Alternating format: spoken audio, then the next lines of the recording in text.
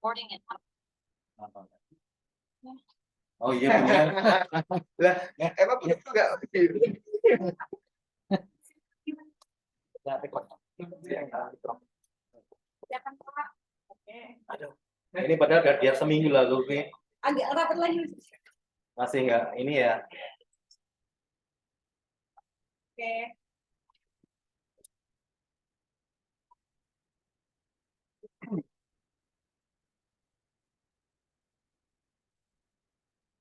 Assalamualaikum warahmatullahi wabarakatuh. Dan selamat pagi menjelang siang. Baik, kawan pajak yang berbahagia, alhamdulillah kita kembali berjumpa. Apa kabarnya? Semoga sehat selalu. Berjumpa kembali dengan tim penyuluh KPP Madya Bekasi. Masih bersama dengan saya Nunung Supriyadi dan ditemani oleh Ibu Sofia Adiana dan juga Bapak Rizka Laudin. Semoga semuanya sehat selalu. Baik, di tengah-tengah kecerahan suasana udara di Bekasi ini, pada pagi hari ini kita akan bersama-sama membahas tentang Peraturan Menteri Keuangan Nomor 40 Tahun 2010, yaitu terkait dengan pajak pertambahan nilai atas pemanfaatan barang kena pajak tidak berwujud dan atau jasa kena pajak dari luar daerah pabean. Baik Kak Rizka, ini kok sekonyong-konyong tiba-tiba kita membahas aturan yang sudah cukup lama ya, sejak tahun 2010 kita akan membicarakan pada pagi hari ini tuh kenapa? Oke, memang ini sebenarnya aturan agak lama ya Pak. Iya. Dan Pak Pajak semua mungkin juga udah tahu gitu. Tapi ternyata tidak semuanya tahu, banyak yang belum tahu. Yang tahu pun sebenarnya ada yang masih salah-salah juga dalam hal penyetorannya gitu. Jadi kami di sini penyuluh KPP Madya itu sering menerima berkas pemindahan bukuan yang disebabkan karena wajib pajak salah dalam menyetorkan PPN atas JKP tidak berwujud atau pemanfaatan JKP dari luar daerah pabeannya. Jadi yang tahu masih belum sempurna pengetahuannya, yang belum tahu kok iya belakangan ini sering ada pemeriksaan. Jadi Iya, pemeriksaan, tapi salah satu temuan pemeriksanya itu ada SKP KB. Jadi ketetapan pajak kurang bayar karena wajib pajak belum menyetorkan PPN atau pemanfaatan JKP tidak berwujud sama JKP dari luar daerah pabean ini. Iya, jadi harapannya sih ya, semoga setelah acara kita pada pagi hari ini bisa agak menambah ya pengetahuannya, walaupun cuma singkat, nanti kita nggak terlalu lama, tapi berguna bagi kawan pajak semua. Iya, baik. Ini sebenarnya ketentuan terkait PPN apa sih sebenarnya? Ini bisa dibilang ada dua objek ya, BKP tidak berwujud dan JKP atau jasa kena pajak. Nah, kita ilustrasikan aja seperti ini ya. Kalau misalnya kawan pajak, kebetulan misalnya wajib pajak KPP Madya Bekasi ya, menggunakan jasa perusahaan advertising lokal untuk bikin iklan. Jadi PTX minta jasa Y Advertising untuk bikin iklan. Iklannya itu nanti mungkin akan disiarkan di TV atau YouTube, terserah. Tapi yang penting dia punya vendor lokal. Nah, pasti vendor lokal itu akan menerbitkan faktur pajak dan mengenakan PPN. Tapi apa yang terjadi kalau ternyata salah satu perusahaan yang ada di Indonesia tadi lebih milih vendor dari Thailand misalnya, kan iklan Thailand lucu-lucu ya, udah sering lihat kan ya yang konyol-konyol itu. Nah, oke kita pilih dari Thailand aja gitu. Nah, karena dari Thailand, otomatis kan mereka nggak ngasih faktur dan nggak kena PPN di sana kan, karena dari sisi perusahaan di Thailandnya itu ekspor biasa. Nah, kan jadi nggak match nih, kok yang di dalam negeri kena PPN, di luar nggak kena PPN gitu. Makanya prinsipnya kalau pemanfaatan jasa di luar daerah pabean, contohnya kayak iklan tadi ya dari Thailand atau BKP tidak berwujud, itu juga sama harus kena PPN. Nah, PPN-nya nanti jadi pajak masukan. Jadi objeknya ada dua, pemanfaatan barang kena pajak tidak berwujud, mungkin contohnya kayak royalti, franchise gitu kan, dan jasa kena pajak dari luar daerah pabean di dalam daerah pabean. Nah, untuk maksudnya apa sih BKP tidak berwujud dari luar daerah pabean gitu kan? Jadi yang jelas pertama sifatnya dia harus berada di luar daerah pabean. Luar daerah pabean itu anggaplah di luar batas Indonesia ya, batas wilayah Indonesia biar gampang. Kemudian dimanfaatkan di Indonesia. Artinya kalau tadi iklan dari Production House Thailand tadi, berarti iklan itu kan akan ditayangkan di Indonesia mungkin ya oleh atau untuk meningkatkan penjualan satu perusahaan di Indonesia. Jadi itu salah satu contoh JKP. Tidak hanya itu sebenarnya banyak, cuman jasa dan BKP tidak berwujud ini sebenarnya prinsipnya hampir sama dengan yang sudah Bapak Ibu kenal yang dipotong PPh 23 itu kan atas jasa gitu ya. BKP tidak berwujud juga kita kenal di PPh pasal 23 karena ada pemotongannya juga. Seperti itu Pak. Baik, Kak Rizka. Nah, sekarang kita beralih ke Ibu Sophie. Ibu Sophie tadi kan Pak Rizka sudah menjelaskan terkait PPN atas pemanfaatan BKP tidak berwujud dan atau JKP dari luar daerah pabean. Nah, sekarang untuk tata cara penghitungannya seperti apa, Kak Sophie?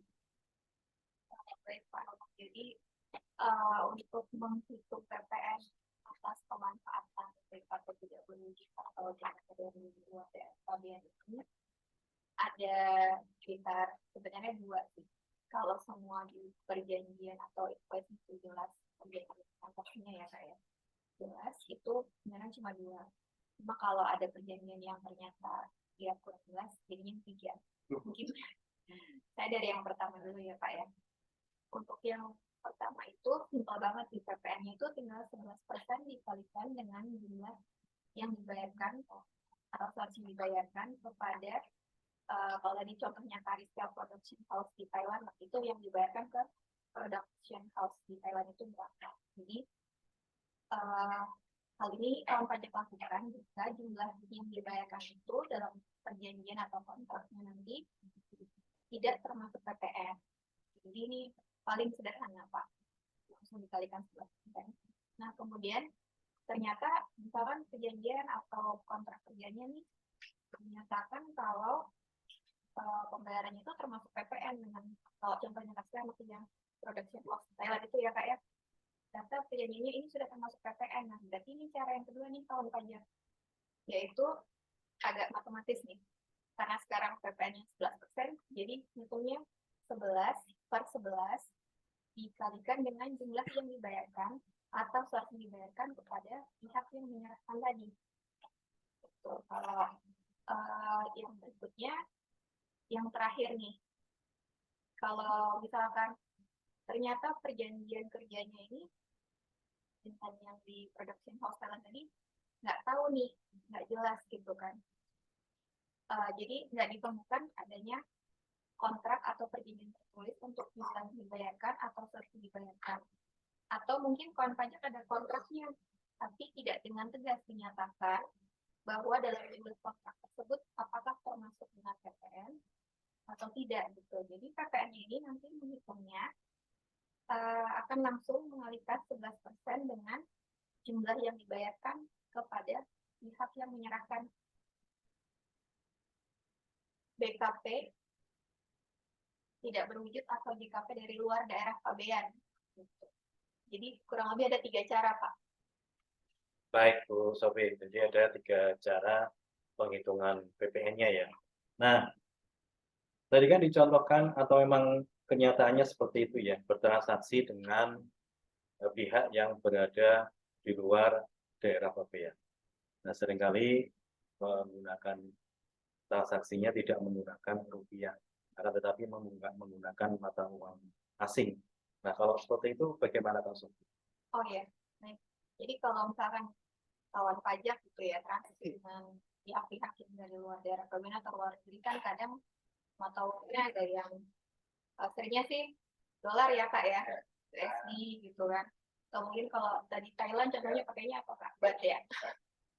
Pakainya bahtnya. Nanti ini kawan pajak harus dikonversi ke dalam mata uang rupiah menggunakan kurs yang ditetapkan oleh Menteri Keuangan. Jadi kurs KMK yang sekitar seminggu sekali keluarnya itu ya kawan pajak.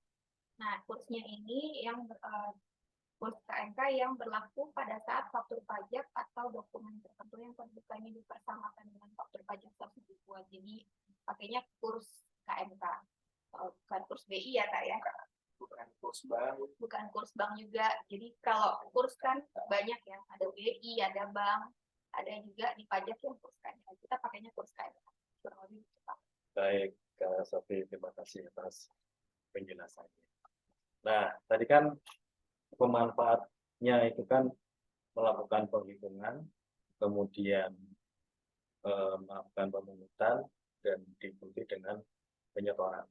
Nah, Kak Rizka, untuk batas waktu penyetoran PPN yang sudah dipungut tadi, kapan atau tanggal berapa? Terima kasih. Itu juga pertanyaan yang bagus ya Pak.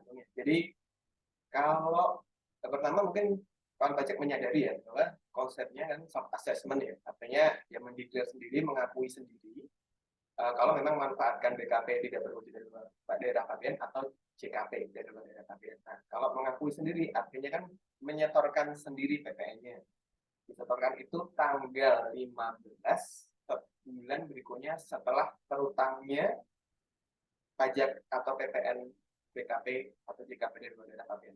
Jadi nanti ada tanggal disetorkan maksimal tanggal 15 sama saat terutangnya. Nah, betul. Saat terutangnya kapan? Nah, saat terutang ini macam-macam karena BKP tidak berwujud dan JKP ini kan jenisnya juga banyak ya Pak ya. Ada royalti, ada kayak tadi jasa iklan gitu kan. Ada juga yang mungkin nggak familiar di kita, misalnya pembayaran franchise gitu. Nah, itu kan bisa beda-beda. Atau untuk misalnya software. Karena ini bisa banyak variasi, kita punya ada 4 skenario, 4 pilihan atau 4 jenis gitu ya saat terutangnya pajak.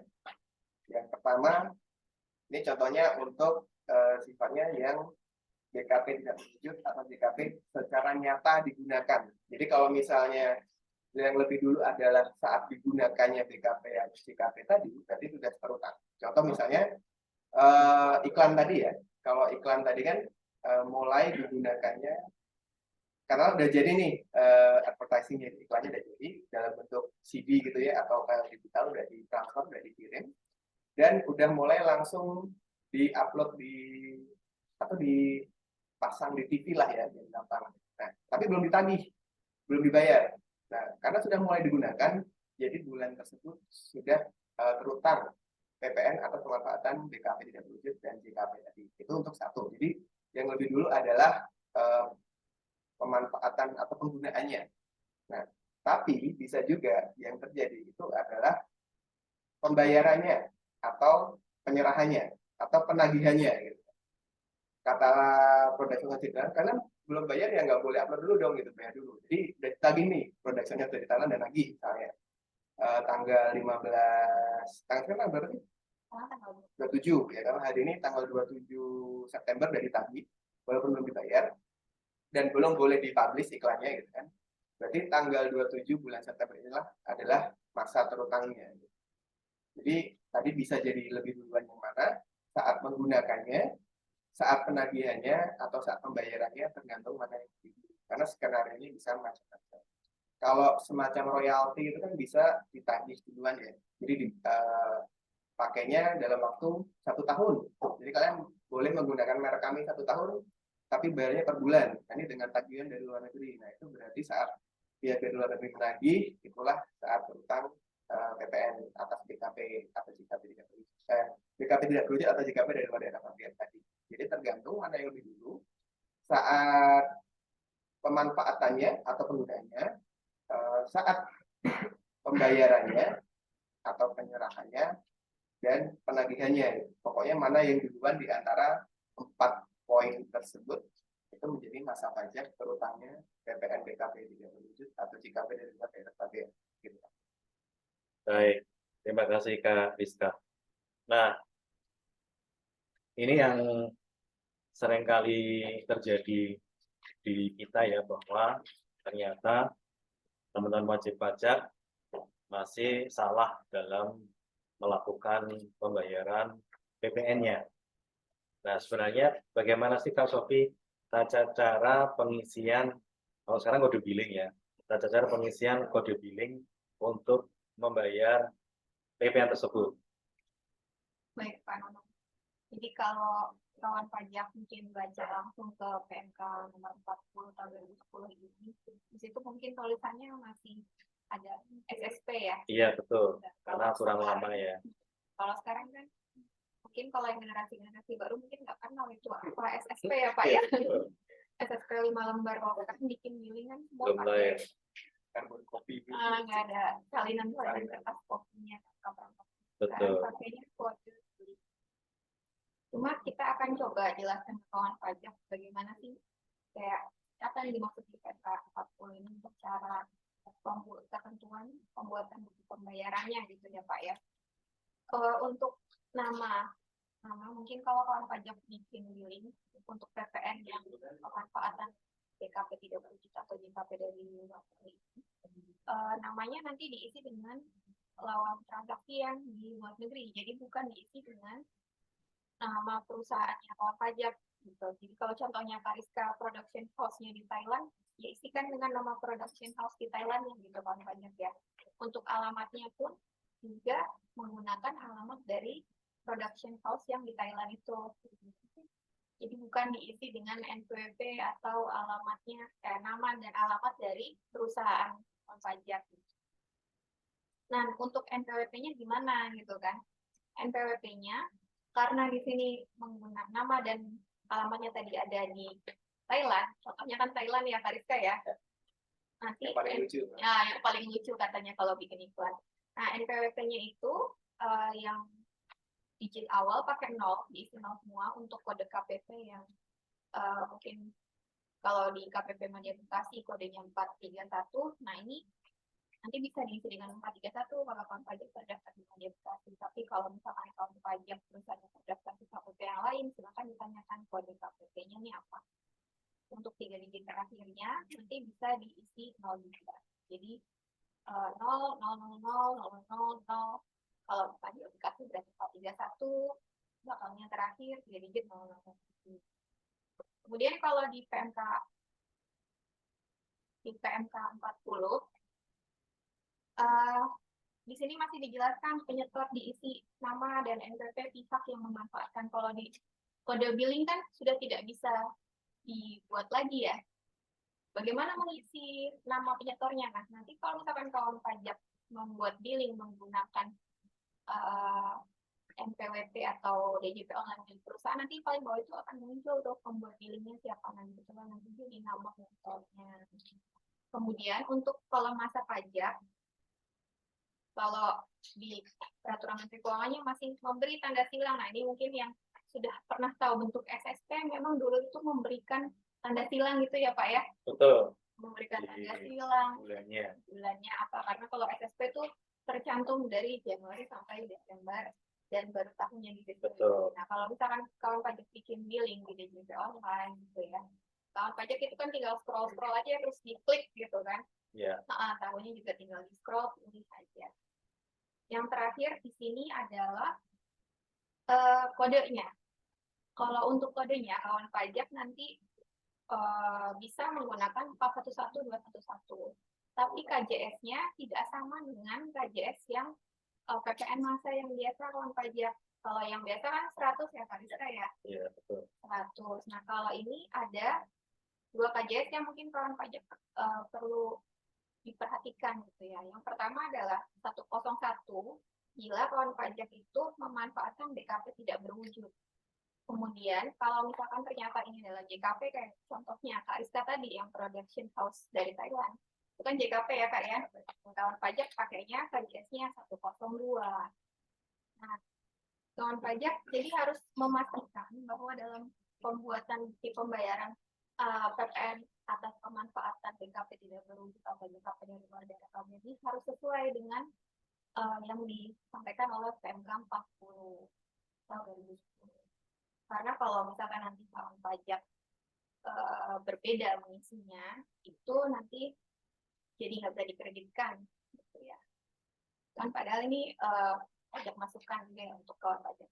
Iya, betul. Itu kan. Baik, terima kasih Kak Sofi.